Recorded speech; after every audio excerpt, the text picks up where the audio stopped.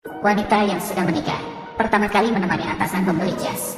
Tidak disangka pada saat itu suami juga masuk ke dalam pusat perbelanjaan. Wanita langsung panik ketika melihatnya. Segera bersembunyi ke ruang ganti, agar tidak ketahuan oleh suami. Dia hanya bisa meminta tolong pada atasan yang sedang mencoba pakaian. Jangan bicara, suami malah membawa pakaian dan ingin masuk. Penjual segera mendekat untuk menghentikannya. Melihat ekspresi cemas gadis itu, pria berpengalaman itu segera menyadari apa yang terjadi.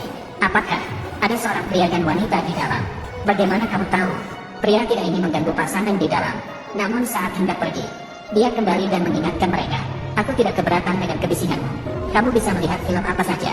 Akhirnya suami pergi dari sana. Wanita akhirnya lega. Namun dia sangat menyesal.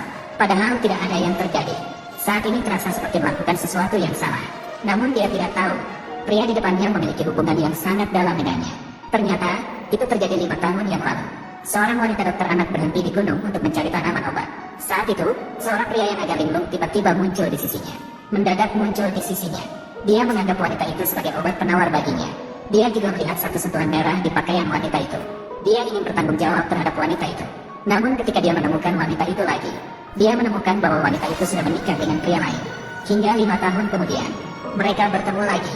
Pria ini sedang menangani kasus penculikan. Karena yang diculik adalah seorang ibu dan anak. Anak laki-laki itu menderita asma.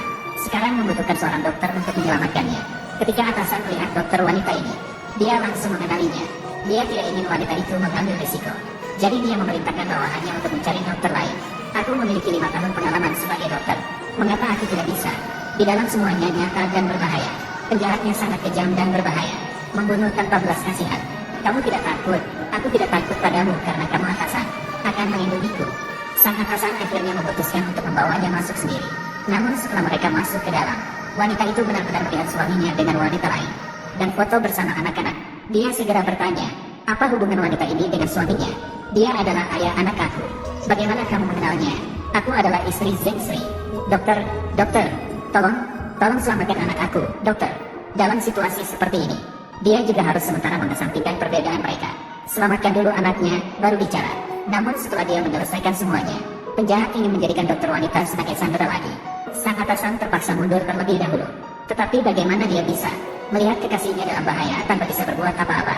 Kemudian dia segera memulai tindakan dengan bawahannya.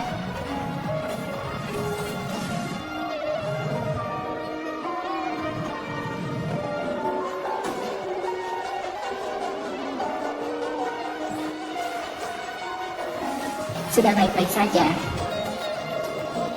Apakah kamu terluka? Terima kasih, Komandan. Aku baik-baik saja. Aku bisa pergi sendiri. Aku akan mengantarmu. Tidak perlu. Benar-benar tidak pantas.